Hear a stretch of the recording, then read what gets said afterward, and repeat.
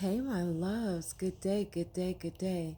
The other video got cut off, and it cut off at a great point, but I was talking about struggling with addictions and how it's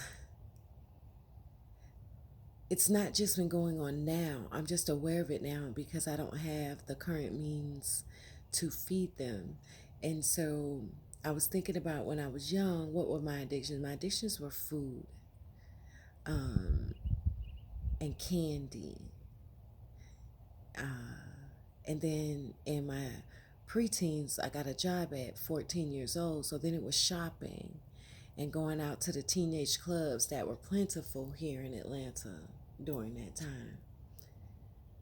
And then in my late teens, I moved out at 19. And so I worked two jobs and I went clubbing every weekend. I was out partying every weekend.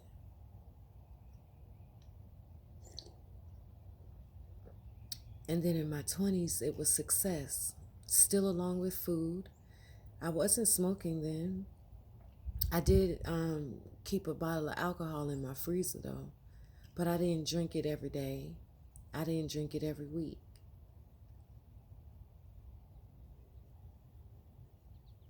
And so here we are now, and I'm struggling. Like, I really don't have a problem with smoking weed. I have a problem with not smoking my own. And I asked my nephews and my nieces, and then I know how they feel, and I know that's an energetic tie, and I know in the spirit world it's keeping me stuck in an energetic cord between them, which is not allowing me to ascend and to move past this hurdle, this blockage. And I know in some sort of way it's kind of revengeful, and I've come to know that, um, just in a wider perspective. After I keep asking myself, why do you do it? Why do you do it? And I'm always going to ask myself why because I want to know. And I've always asked myself why. As much as I ask other people why, I ask myself three times as much because I want to get to the core of it. And so a few things happened this weekend that didn't have me, like going crazy or anything because I paid attention to the warning signs. So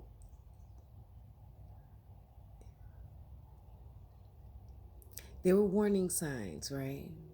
And there was one specific warning sign that I saw, and it was on a license plate. And so I'm thinking, what? I'm trying to think, what could that mean? What could that mean? And this is me on my walk yesterday. And so I go walking yesterday, and I start seeing all these signs. And one of them was so significant that it did jar me. That did jar me. And I was like, okay, because when it said third chance, and I'm like, third chance? Third chance for what?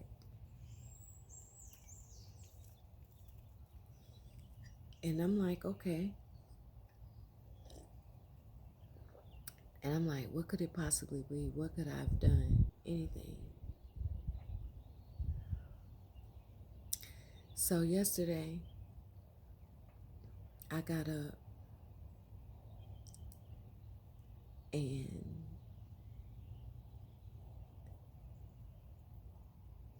I immediately started thinking about DMX.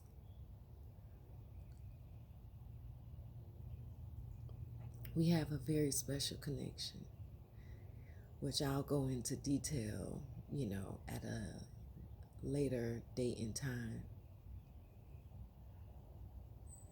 But I got up thinking about him. And then I was talking to him. I do believe that he is part of the spirit world. And because I know he walked this earth in between both worlds, I was talking to him about my addictions. who else better to talk to, right? I've talked to, and I still talk to. I talk to all ascended masters. I talk to my honorable ancestors. I talk to the Most High. I talk to. I just talk. But he was on my mind, and I wanted to watch his last video that he did when he was like, everybody keep asking me to pray. With DMX, do a prayer. And he was like, I feel like, you need to, this a perfect time for you to pray for yourself. This was during the beginning of the pandemic, or like in the thick of it. And I watched it again yesterday with new eyes, with a new perception. And I appreciate it even more.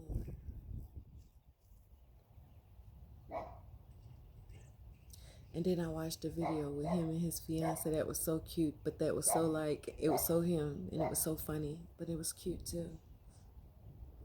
But I talked to him about my addictions. It's not the fact that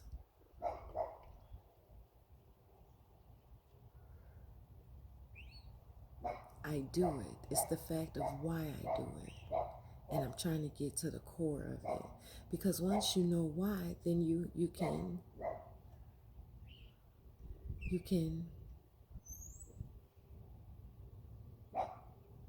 get to the resolution.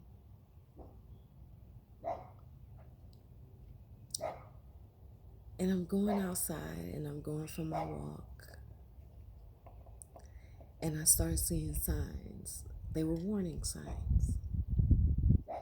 And I had gotten them before, but I wasn't quite sure. I'm still healing. Black magic can do a number on you. I'm sure I'll know when I feel whole and when I am whole. Because I'll feel it.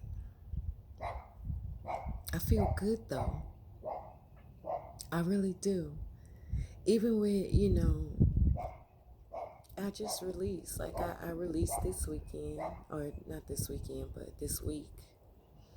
And it feels good, but it feels weird, but it feels good. Because again, you got to remember how I was raised. I was raised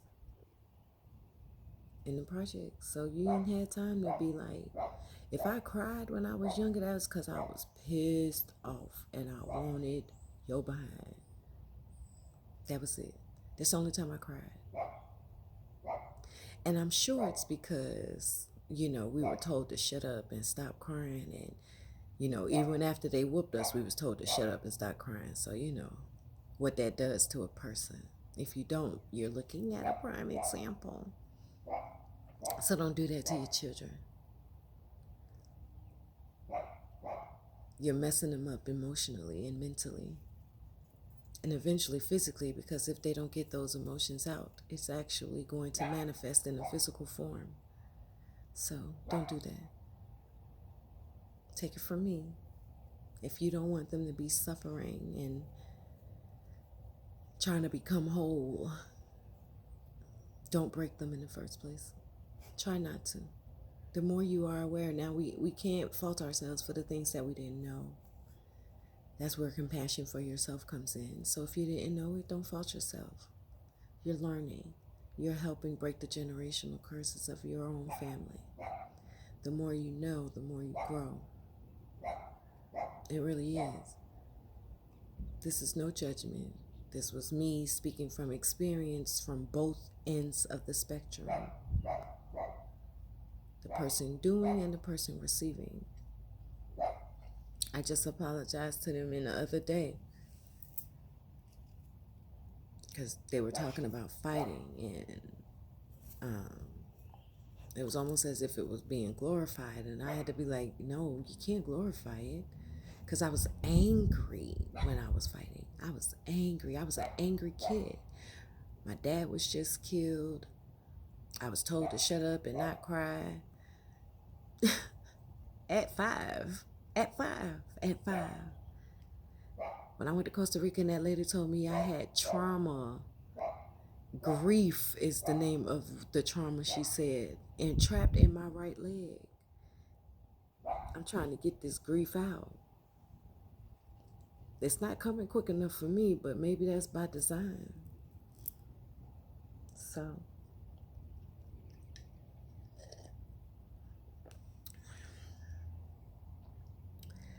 as I was talking to him, I'm like, what do I do? What do I do? And I was guided to watch that video again. And in it, he answered every question I asked him, which is the craziest thing, right?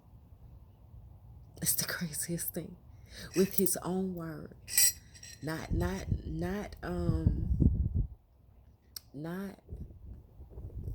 and it wasn't vague. It was not vague. It was not vague. It was not vague. They were not vague suggestions. They were not vague. And one of them, he quoted from the Bible, a passage, and I can't remember which one it was. It was Ecclesiastics, it was Mark, it was one of them. But in it, he was reading where there's a time for this and a time for that, a time for this and a time for that. And one of the things he said struck me. And I had to rewind it back to make sure I heard what he said. And I was like, wow. Speaking on exactly what I had just went through a couple of days ago. And then I go for my walk and I get these warning signs again. And I'm like, what is this? And so I get to the house and I'm preparing my food. And I didn't feel the normal, tightening of the chest or anything like that. I felt, well, no, I take that back. It wasn't a tightening. It was just a rush of energy, and it was feeling like I was in a panic. But there's nothing for me to be in a panic about, which is one of the reasons why I went outside. I was in a panic, but I wasn't. But it felt that way in my chest. And so I went for my walk to release some of that energy. And along my walk, I started seeing warning signs. I'm like, okay. So the first was my chest, and then out and about. Okay. So I get here, and I'm cooking my food, and I'm preparing my food. And what came about 2 or 3 days ago came about again. But this time I knew better. First, from that first encounter, I learned a lot. The second encounter, I learned even more. But I wasn't aware of what I was doing. I mean, I was, but I didn't know the ramifications of it. But something DMX said, I promise y'all. And at some point I will reveal what he said, and I'm going to write about it first. And that's the only reason why I'm not speaking about it, because I haven't wrote about it yet, and I want my mind to flow fresh. And if I tell y'all about it, it's not going to be fresh when I write it. So that's why I'm going over. But y'all know I always come back and I always tell y'all what happened. And so he spoke exactly that. And then I remembered when it said third chance, and I'm like, third chance? What did I do the first time? What did I do the second time? And I'm like, what? And then I remembered first one. Then I saw the demon. Second one, reveal who he is. And so when it came around the third time, I knew it wasn't meant for me to engage. Because DMX warned me. Literally. So literally, it's not even funny. That's why I had to play it back twice. And I was like, okay, okay.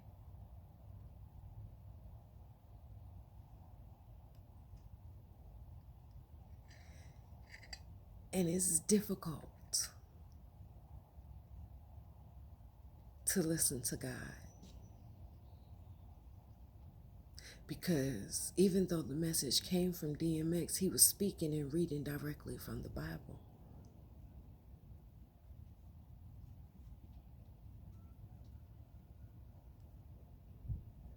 And I am learning to listen and not think about what other people think.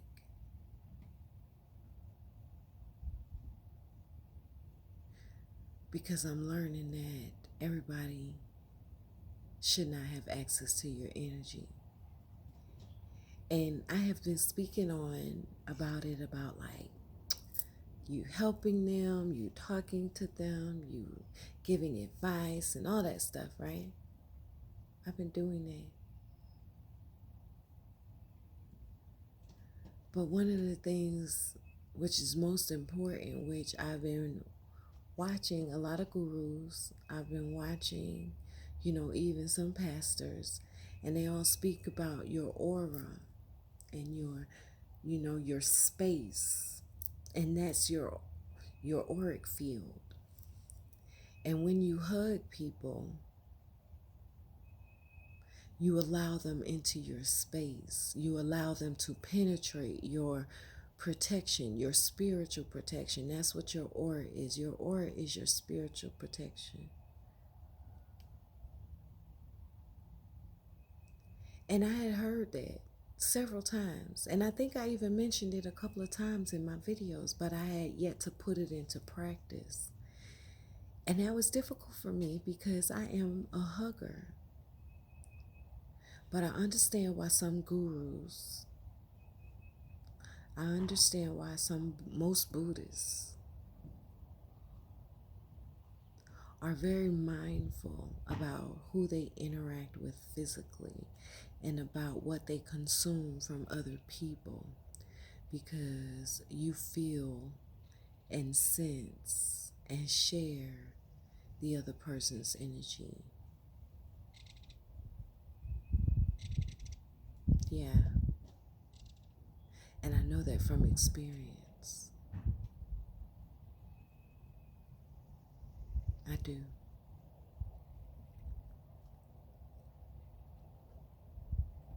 And if what I think is correct,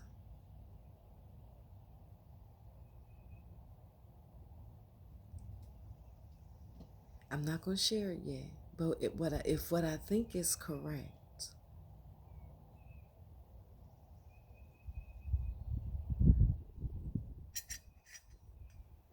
I'll have like a whole lot of good news. I do hope you guys are well. I really do. I hope you are finding something to smile about every day, laugh about every day. I do.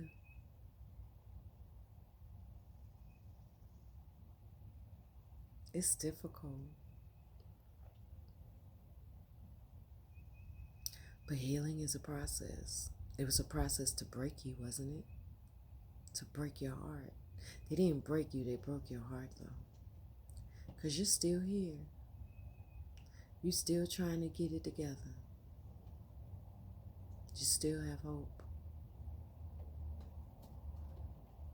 You still feel that there is good. And there is. Even if you're surrounded by a lot of negative, baby boy, baby girl, know this much is true, that there are good people out there. Do not base them on what you are going through right now. Don't do it. And as I teach you, I'm preaching to myself. I'm teaching you, but I'm preaching to myself because it's hard. When you got people being negative around you and being negative towards you and just being negative and nothing positive, like nothing positive, nothing. not towards you. Like they may be positive towards each other, but they're not positive towards you without you first being positive towards them. And you won't know that until you pull your energy back and see what is said and done. And then you'll realize that the relationship or relationships that you've been nurturing were not nurturing you back.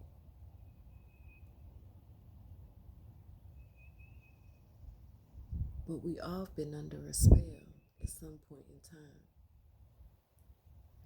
And that's where your compassion has to come in for them. But at this time, let me be clear that everybody is awakening. They are awakening to themselves. The energies are not allowing them not to. And the more you push back and don't allow people to gaslight you and don't allow people to manipulate you, they're awakening to themselves even more.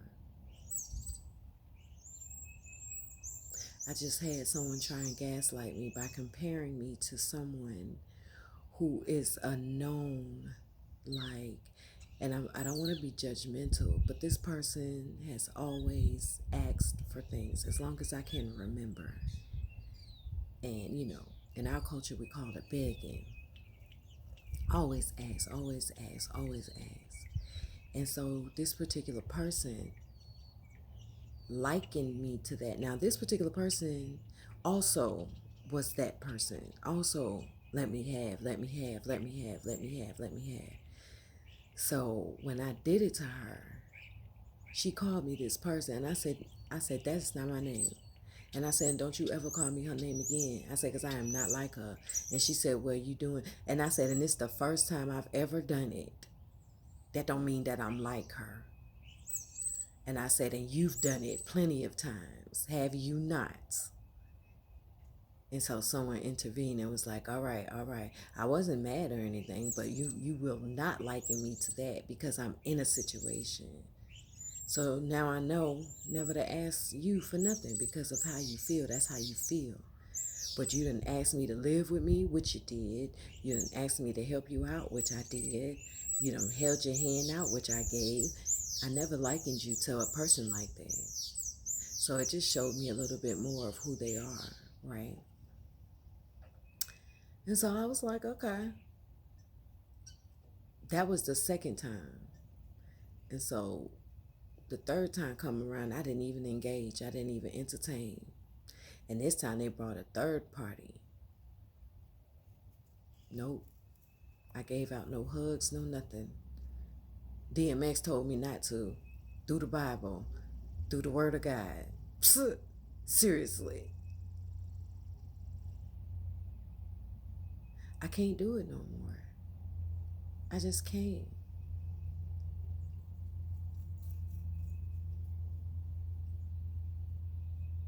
I am not Yeshua. I am not God. I commend them. I am not the ascended masters. I love everybody, but I can't keep giving of myself to those who don't appreciate it and who feel a certain kind of way. Like, that shocked me that you would even call me that name. Because this is the first time I've ever been in this situation where I've had to ask them. Now, I shouldn't have to ask them for a damn thing because they didn't have to ask me. I gave because I know you was in need. I need to be around people like that, Lord. But there's some things I must still learn, and I get it. So yesterday, when the third warning came around, it was like, okay, I get it. I get it. You really can't be. And I know, especially to narcissists. Narcissists will always take your kindness for weakness and take any opportunity to gaslight you or try and make you feel less than and not who you are. Do not allow them to do that. Stand up for yourself. Because you know what? When you do, they get a taste of their own medicine. That is a way that you can protect yourself from them energy attacks. Gaslighting is an energy attack. Had I even allowed her to get away with that and not say anything, she would have felt like I accepted it. No, no, no, no, no, no, no, no, no. I'm not accepting any forms of gaslighting. You know who I am. Y'all like to think they don't know who I am. Just like for you, they know who you are. They know what you've done for them. They have a very vivid memory. But on the other hand, pieces of my memory is just now coming back too. So, listen, I'm learning to have compassion for those that are around me. I will be honest, and those that I come in contact with. But having compassion and interacting are two different things. And I'm learning that because I thought having compassion and interacting were one and the same. They're not. They're absolutely not. Get this, get this. In these 25 minutes right now, get this point. If you've listened up to now, I thank you. I appreciate you. This is a lesson in my confession. And I'm talking this out right now. This is nothing that I wrote down or anything because I'm learning it right now.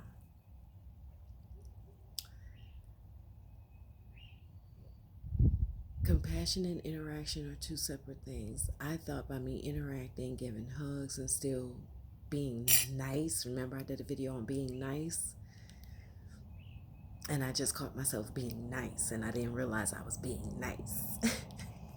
Until God was like, listen, when you share people energy that don't have it good for you, you take on their energy that they have for you, and things don't happen right in your life. That's the message that I got when DMX read that passage. That's the message that I got.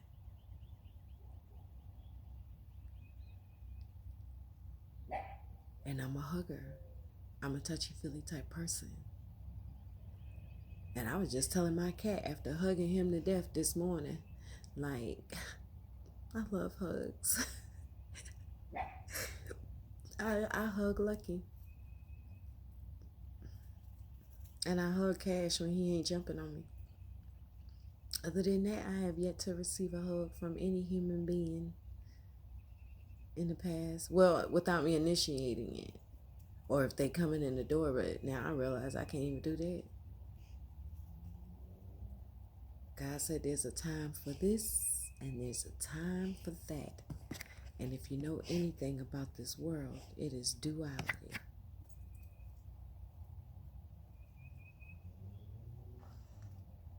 And we have to be both. We have to be both masculine and feminine. Balance.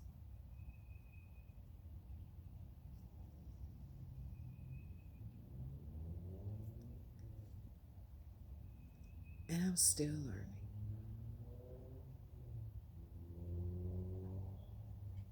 It's not so much annoying, but I'm still learning.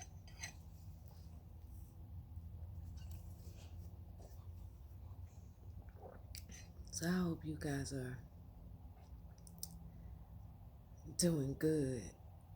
If you can't do good, if you can't do good, then just be peace.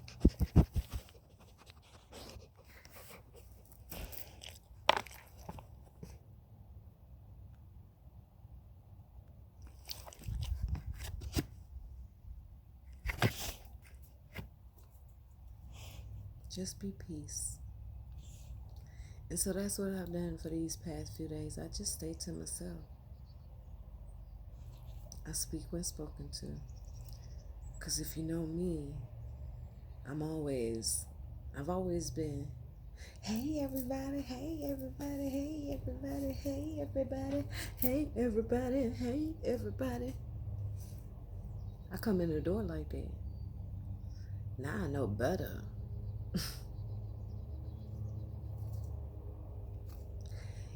And it's like, I keep asking God, don't change me. Don't change who I am. Don't change my perspective. as far as like me loving and being free, but that's a part of this life because there's duality, and for a long time I only lived on one side.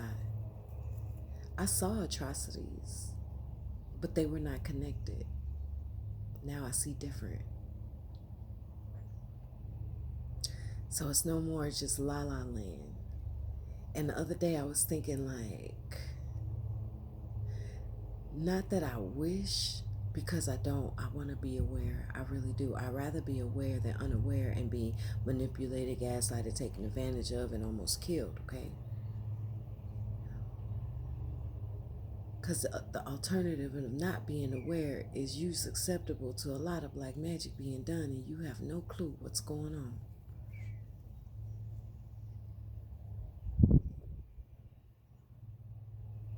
But I want the essence of me to remain the same.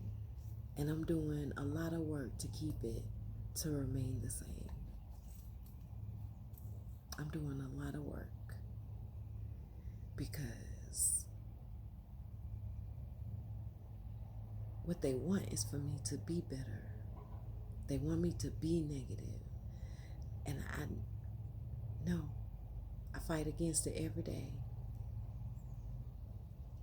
Every day I fight against it. No matter what is said or done or thrown my way, I fight against it. And then God sends me something beautiful to be like, way to go. And I'm like, okay. Today was something beautiful that sat right there on my fence. And I was like, oh, as soon as I woke up, let Lucky outside, lift up the window. And I was like, oh, thank you. Two things. Beautiful. I watch the sunrise. I do it every morning. It's the simple things. I want the simple life.